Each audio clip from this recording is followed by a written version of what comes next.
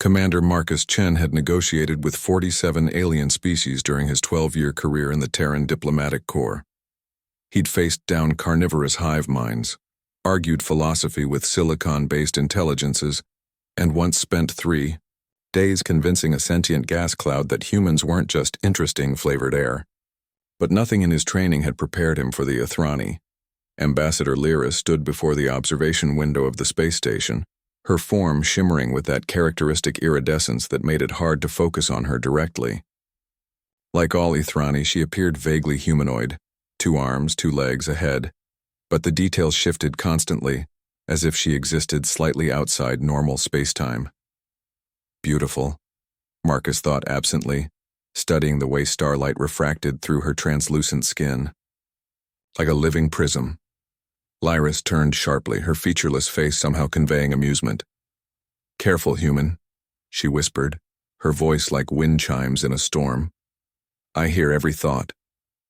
Marcus froze. His blood ran cold, then hot with embarrassment.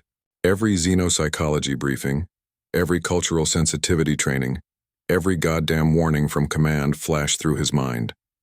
The Ithrani were telepaths, full-spectrum telepaths.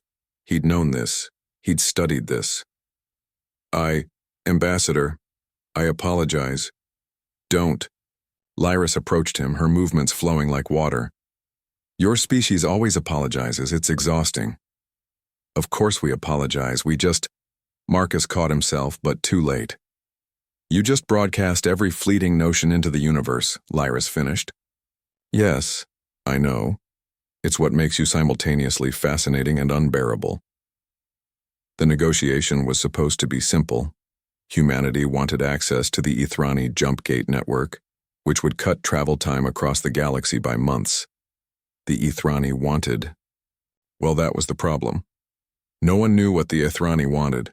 They'd been observing humanity for decades, studying, analyzing, and remaining frustratingly silent about their intentions. Marcus had been chosen for this assignment because of his exemplary mental discipline. He'd trained for 6 months to control his thoughts, to maintain a professional mental facade. That training had lasted approximately 47 seconds in Lyris's presence. "Sit," Lyris commanded, gesturing to the conference table.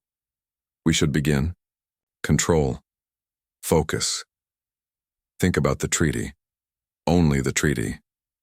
"You're thinking about thinking," Lyris observed, settling into a chair that seemed to form itself around her. "Humans always do this. You imagine that you can hide your thoughts by thinking about hiding them. It's like trying to mask a sound by making a different sound. Both are still noise." "Then how—" Marcus stopped, choosing his words carefully. "How do your people function, if everyone hears everything?" For the first time, Lyris made a sound that might have been laughter. "We don't hear everything, Commander. We hear intention, meaning, the truth beneath the noise." She tilted her head. "Your people lie constantly. To others, certainly, but mostly to yourselves." "That's not true?" Lyris's form pulsed with colors Marcus had no names for. "You were just thinking how beautiful I am. Then immediately you felt guilty for that thought. Why?" "It's unprofessional." "Is it untrue?" Marcus opened his mouth, closed it. "No." "Then why the guilt? You observed something. You processed it. This is what consciousness does." Lyris leaned forward. "This is what I find most perplexing about humanity. You generate thousands of thoughts every minute. Observations, reactions, fears, desires, and then you punish yourselves for having them, as if thinking something makes it real. Thoughts lead to actions," Marcus said carefully. "Sometimes. But you humans treat every stray thought as a moral referendum on your character. It's like judging a river for flowing." She paused. "You know why we're interested in your species, Commander? Because we're loud, because we can't shut up?" "Because you're honest," Lyris said. "Not intentionally, not even consciously. But every other telepathic species we've encountered learned to shield, to hide, to build walls. Your species never developed telepathy, so you never learned to guard your thoughts. You're an open book in a universe of locked vaults." Marcus felt simultaneously exposed and insulted. That sounds like a weakness. Does it? Lyra stood, moving back to the window. 3 months ago, we intercepted a transmission from the Vrex Collective. They're planning to annex the Outer Rim colonies. They believe their psionic dampeners make their strategy sessions secure. The Vrex are... Wait. Planning what? They don't know about humanity, Lyris continued.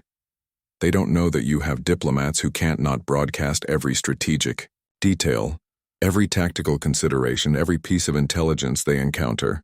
You're walking intelligence networks, Commander. You just needed someone who could listen.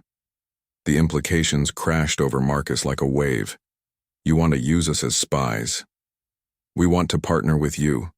The Vrex shields work perfectly against conventional telepaths, but against someone who doesn't even know they're transmitting? Lyris's form brightened. That's a different matter entirely. This is insane. Command would never.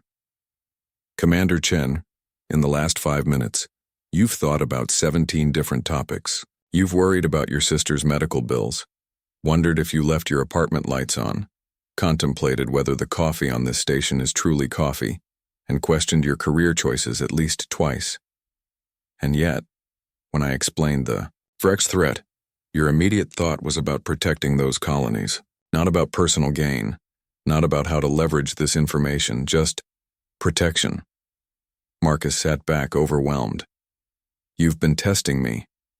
I've been understanding you, all of you. Lyris turned fully toward him.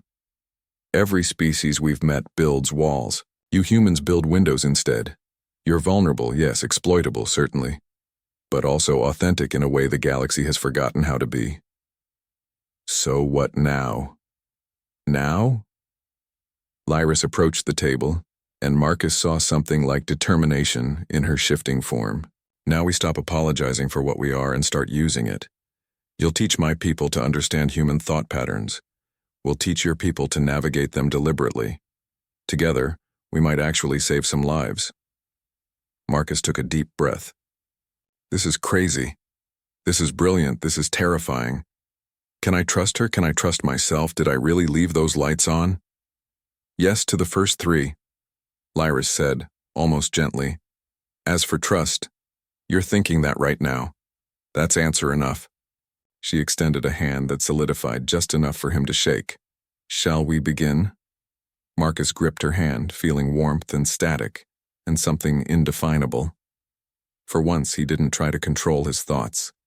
He let himself think about possibilities, about hope, about the strange beauty of connection across impossible differences. Yes, he said aloud. Let's begin. And Lyris smiled, or did the telepathic equivalent, hearing not just his words, but the crystalline clarity of his intention beneath them. In a universe of secrets, humanity's greatest weakness had become its most powerful asset. They couldn't lie in their thoughts even if they tried. And sometimes Marcus realized that was exactly what the galaxy needed.